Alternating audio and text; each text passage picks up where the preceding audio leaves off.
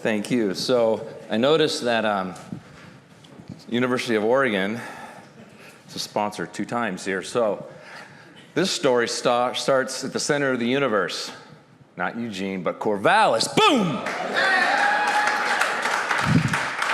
So the Nutcase story starts November 16, Thursday, November 16, year 2000. It is 2 days before the Civil War. Civil War is Saturday. This is going to be the biggest Civil War in history. The Ducks are ranked 5th, the Beavers are ranked 8th. Like I said, I grew up in Corvallis, center of the universe. So I grew up with Ralph Miller, DeAndros, Jack Riley in our house. My dad was this town judge. We bleed orange and black. Crappy-ass football team for a long time. Great basketball team for a long time. Finally, there's a Civil War where it matters. I'm going to the game on Saturday. It also happens to be my last day at Nike. I grew up, I guess, in center of the University of Corvallis.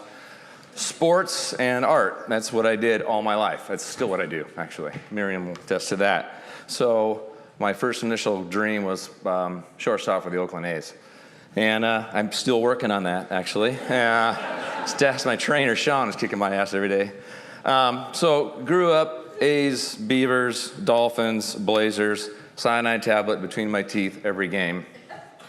That's how I live, and art. So it turns out I ended up at Nike, perfect place for me. I love Nike, I still do. I drank the Kool-Aid for Nike, I guess just growing up. So I was perfect for Nike. I rose really well there, mostly because they let me do stuff I wanted to do, which is make up things. And so it started to get a little bit not interesting anymore. After 10 years, I wanted to run my own company. My family is a bunch of entrepreneurs. You might know of Morrow Snowboards and Morrow Crane, as you see these yellow cranes out here. Morrow Electronics developed the Loran system for GPS. So I grew up with entrepreneurs in the blood. I didn't want to go the rest of my career just not having done my own thing.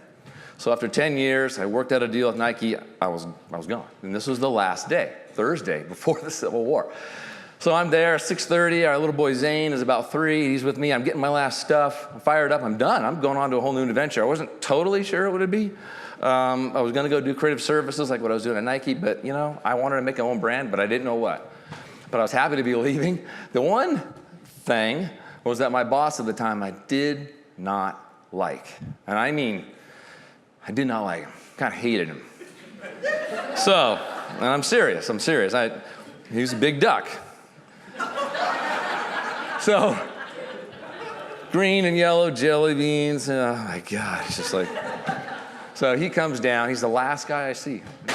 Comes down to the office and just about ready to go. Comes in. He's shooting the shit with me. Hey, I'm thinking. I'm just rolling my eyes. I can't even. Okay, so fine.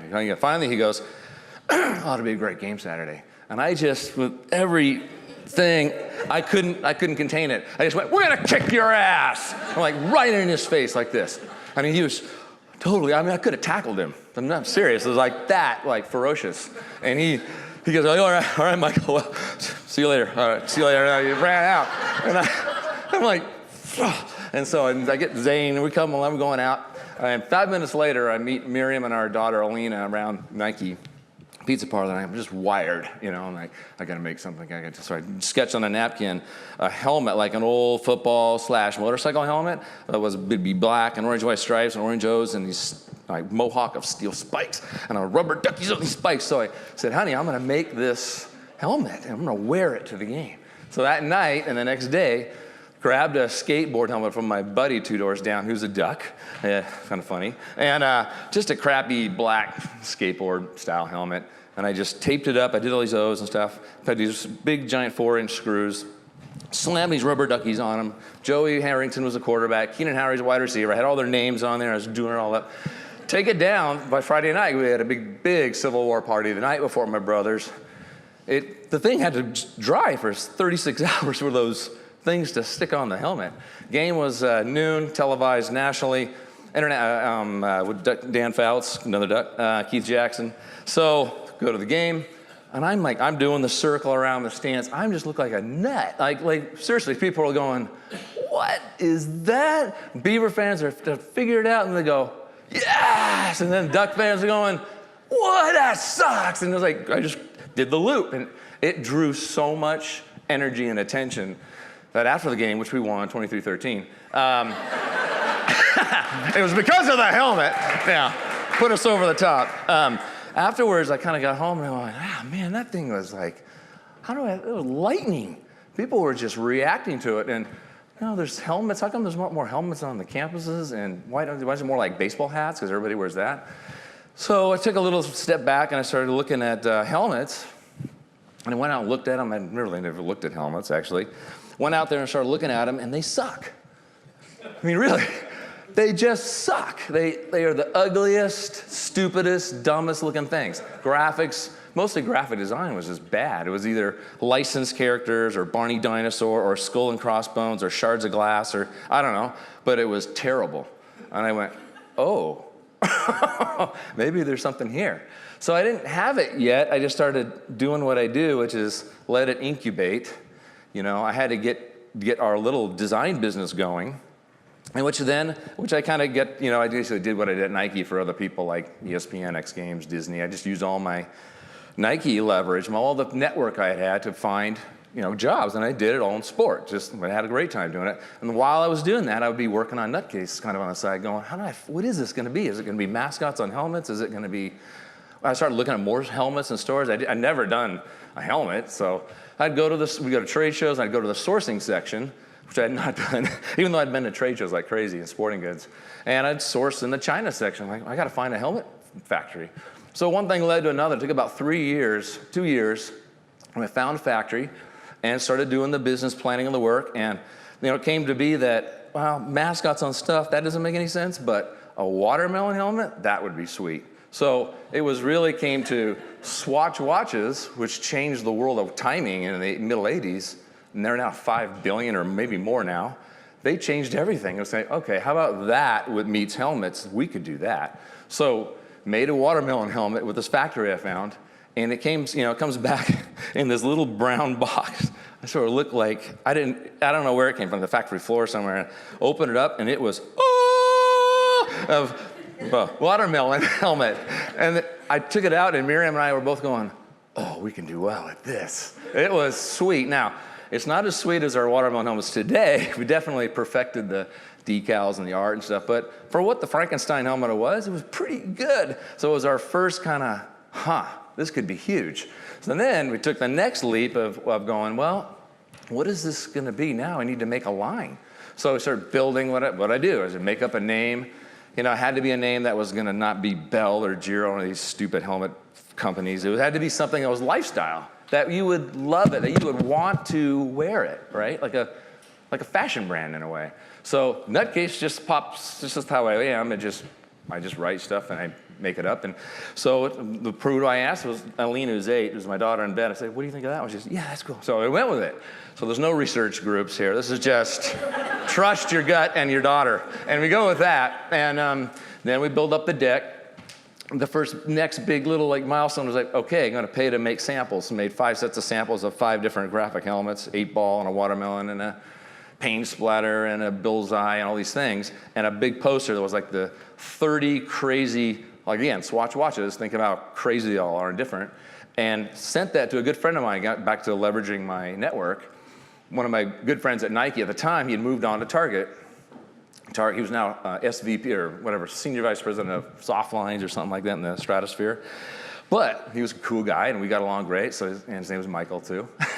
So I sent him all this stuff and he does a backflip and his VP of Sport does a backflip and the buyer does a backflip and they get on the phone and say, we want it. I'm like, sweet. Okay, so we weren't wanting to go and really manufacture and we tried. We said, hey, how about if we manufacture, maybe we make a little bit more per helmet? They just kind of looked at us like, no, because we'll crush you in about a second. So they said, look, you go get a deal done with our biggest distributor, the biggest supplier to all of our, which was PTI Sports in Miami, which I'd already talked to and I'd already done a deal. I'd already had him going, you go get Target, we'll do a deal. So I flew down from New York to Miami, met with Warren Schaefer at PTI, 10% deal, royalty, 250,000 helmets. Boom, already bigger than X Games helmets in 2006. we hit it. So that was awesome. That was like a great day. And about 2 months later, we built a website, caught fishies, caught the people coming in, kind of talking, loving Nike. I mean, Nike. Oh, I do that all the time. Do you? I go Nike all the time. Nutcase.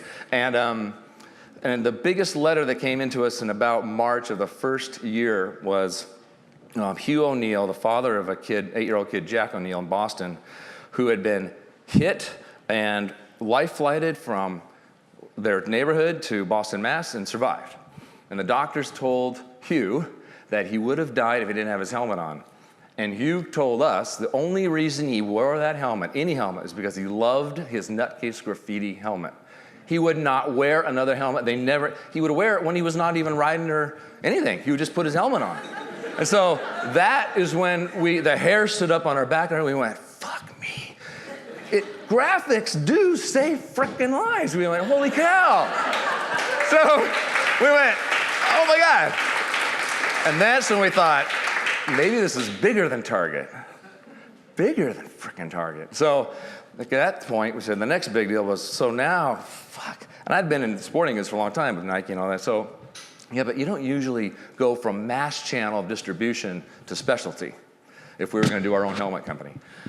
That was the idea. So okay, well, but you know what? Let's find out. Let's figure out a way to do it. So we made a new line of helmets. Looked similar, shared some graphics, different packaging and whatnot. Sampled them up. And I went to Jay Graves here in Portland, who's not now Bike Gallery, but the Graves family owned Bike Gallery for a long time. #1 bike store, #1 bike city in the United States, and he was the former president of all the dealers association of the bike dealers. So I went into Jay. This is about testing your idea a little bit. Jay, here's my stuff in Target, and here's our stuff and going to go in your store. It's $20 over here. It's $35 at you. Tell me now. Let me shoot myself in the head now that I'm going to get fucked up if I go do this. I don't want to lose money going to this because you say your dealers are going to just kick me in the balls for saying do this because it's over in Target. He said, no, calm down. It's like, it'll be good. We'll take it in. I think it'll work. Because he confirmed what we believed was that people weren't, the customer goes to Bike Gallery, does not run out and then go to Target to go look for a helmet or a bike or something. So we did it.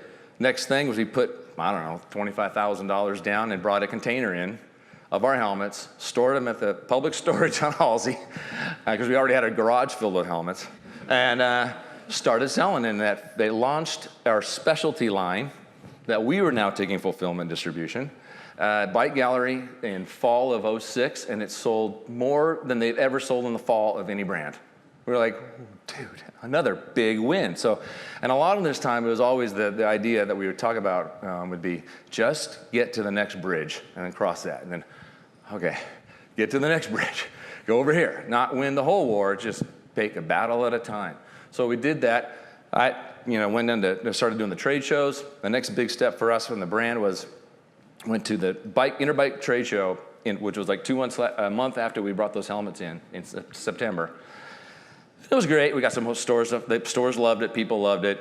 It wasn't like they were giant orders. They were just because they were all waiting for us to fail, I think. But this kid comes by from ESPO, which is out of Munich. It's the biggest sporting goods trade show in the world. And it's in January. And he says, we always do this brand new Village Award. It's like the top 40 best new sports brands. I know, he says, you're going to win. I just looked at our helmets and he went, you're going to win. And I went, okay. We said, you got to get it in like this week. You have to do a video, send your stuff, you got all this stuff.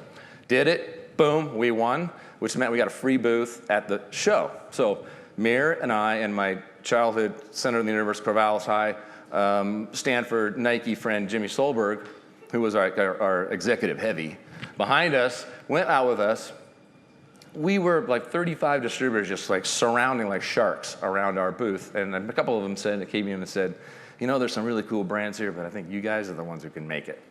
And so we had this crazy night with these two wild and crazy Czech brothers.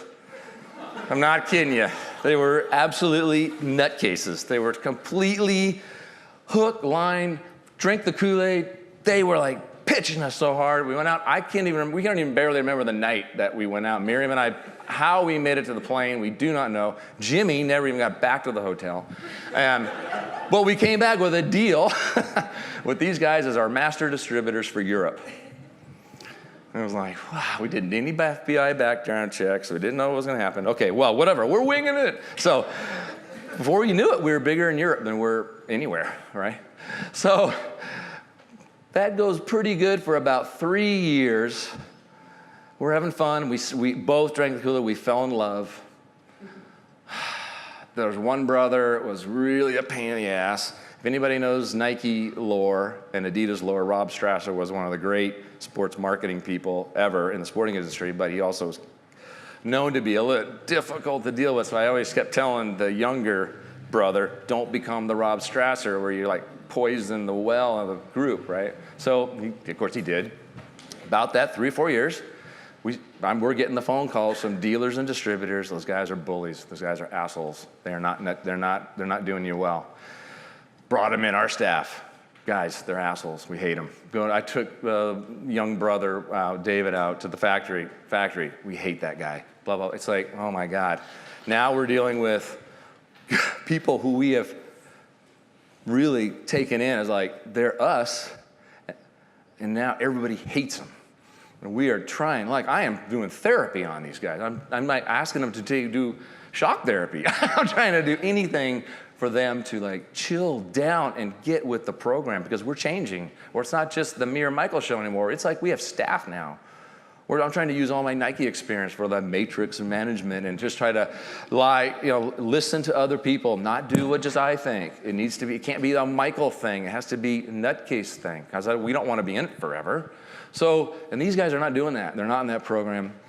We really tore us down. I mean, really 6 years it ended up. We were the 2 last ones standing with our attorneys and everybody saying, you gotta let him go. One of the hardest things. So July 4th, Independence Day, I wrote the big let go thing to them. They weren't happy, as you can imagine. Then by European law, they get 6 months to wind down the Nutcase stuff, which they did, of course, by dumping and doing all their bullshit tactics. Then ESPO, where we met, 7 years prior, February 1st, listening to our new Russian spy Maria come and talk to Miriam. I'm just kidding. But sorta. She got the whole story from one of the brothers that now they've created a copycat Nutcase brand called Melon. And it steals our graphics, it steals our language, steals our look and feel, it steals the words I've written about all of our stuff. It's like they just tried to copy the whole thing. And now they're going out and saying that we're a bunch of asshole Americans and it's reasons why is because we wouldn't work with them or some crap, And that day was one of the worst. I mean, waking up the next day, I was like, are we in a nightmare still? Wait, no, it's really here. It's really happening. They're trying to rip us off and trying to kill us. And a little scary because we're pretty good at what they do. So we're literally scared. So we got on the phone immediately. That started attorneys. Where was the comment earlier about attorneys? You don't want to go. Oh, Mindy, I think. Oh my God, she's right. We were so pissed off, ready to sue them and crush them, but the attorneys every single time, both in Hamburg and here, walked us back from the ledge. They're like, guys, just chill down. It's going to be like $500,000, $1 million if you want to go and sue these guys. And you'll probably win. You might not, though. We think 55 because German law says they can do this, that, and everything. I'm like, are you kidding me? What? So the entire time, ever since then, have worn the white hat, have taken the high road, have never gone out there to say anything. We've just let them kind of kill themselves, which has happened. Their own business practices have gotten in the way. We've just kind of continued to do what we do. When we talk about them with people, we say, guys, we're the real story. We're the real thing. We're the better product. If you want to go work with those guys and bring Melon in, fine. Good luck dealing with Mick and David, which we now call the Voldemorts. That was the new nickname. So they went from the boys, because we all loved them as the boys, to the Voldemorts. And I'd go Voldemort number 1, Voldemort number 2. So, and there were different skirmishes in there, I think. Those are all those stories and me going after a Eurobike and stuff. We rallied around a couple different things. In the early days, I always love these little quotes because they get me going. It's run to daylight, because I'm a sports guy. So originally, run to daylight means just go get the sale. Score now. Don't worry about the first down. Score the goal. And then it's don't break down, break through, which is the factory guy that we first worked with, Bruce Yee, the Yee family. They're great. They were just how we got into the business. And he kind of sat me down one day on the phone when I was 08, 09, lamenting the issues. He said, Michael, I know it's not cosmic, but don't break down, break through. So they're all looking for you to fuck up. They're all looking for you. Your competitors are looking for you guys to screw it up, and then they can say they're not gonna order from you. That's what Bell and Giro want you to do. So I've used that a lot to inspire then our troops and then our sales reps and factories. And the last is, which happened after the Voldemort thing, which comes from Master and Commander, which we watched a million times. Their son is a film crazy kid. We must survive this day. And we would do that a lot. Wake up and go with, the Indiana Jones movie I would hear just every day with the big ball coming over his head and he's running like this. That's what it was like for us for a long, long time. It was like get up and fuck, that goddamn ball's going. So I gotta go. Like, jeez. And then just take a breath and go, we must survive this day. Because it felt like that. There's so many more stories about running out of money, refinancing the house, getting hacked and stole $83,000 out of the account. Just like out of control stuff that you've probably already heard in these other stories. But the true grit is we have definitely taken a break, done those three things, must survive the day, focus on what we can do, and just keep being honest with everybody about how we're going and build teamwork within the company. And people just want to work with us because we kind of do it the right way. We try to make people really enjoy and want to do what they do. And at the end of the day, when a Jack O'Neill can survive a car accident, and the only reason is because he loved the brand there. He loved this. That happens so much, you can't imagine how many love letters we get. And I know Bell Giro don't get them. No way. No way, no way. They do not. Burn, no way. So we're crazy about it. It's what we do, and it's been quite a journey. So thank you for listening.